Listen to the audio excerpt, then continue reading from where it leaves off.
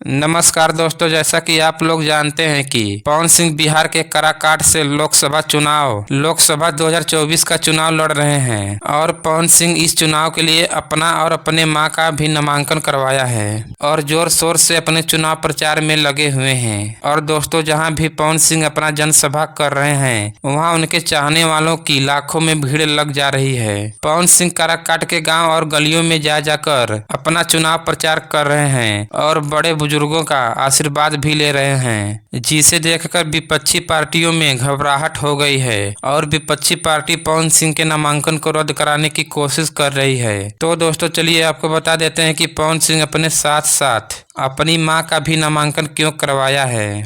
तो दोस्तों, पवन सिंह ने अपनी मां का नामांकन इसीलिए करवाया है कि किसी कारण अगर विपक्षी पार्टी पवन सिंह के नामांकन रद्द करवा देती है तो वो अपने मां के नाम से भी चुनाव लड़ सकते हैं। दोस्तों, यह जानकारी आपको अच्छी लगी है तो प्लीज़ इस चैनल को सब्सक्राइब करना बिल्कुल नहीं भूलिएगा।